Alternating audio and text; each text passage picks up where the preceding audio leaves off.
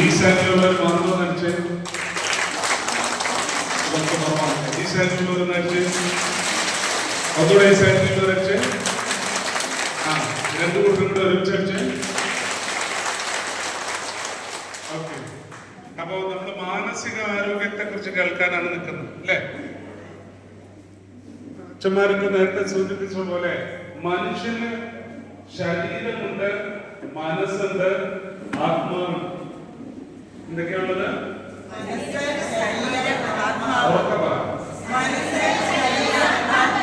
ശരീരം, മനസ്സ്, ആത്മാവ്, ഇത് മൂന്നും കൂടിയതാണ് മനുഷ്യൻ. ശരീരത്തിന്റെ എന്താണ്?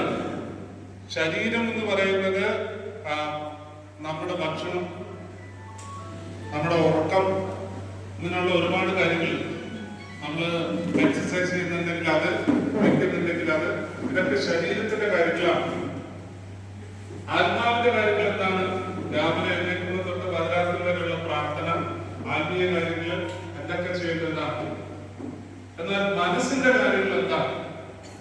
മനസ്സിന്റെ കാര്യം എന്ന് പറയുന്നത് അത് സന്തോഷമാണ്, ചിരിയാണ്. മനസ്സിന്റെ ആവശ്യം എന്ന് പറയുന്നത് ഫൺ ആസ്പെക്ട് എന്ന് പറയും, എന്റർടൈൻമെന്റ് എന്ന് പറയും. ഒരു ദിവസം എത്ര നേരം പ്രാർത്ഥിക്കുന്നുണ്ട്? എന്തോ ഒരു നേരം ശരീരത്തിന്റെ കാര്യങ്ങൾ കേൾക്കുന്നത്, ഉറങ്ങുന്നുണ്ട്, ഭക്ഷണം കഴിക്കുന്നുണ്ട്, കുളിക്കേണ്ടത്, നടക്കേണ്ടത്. എന്നാൽ മനസ്സിന്റെ ആവശ്യങ്ങൾ എന്തോ നടക്കുന്നു. ഒരു ദിവസം എത്ര നേരം ചിരിക്കുന്നു?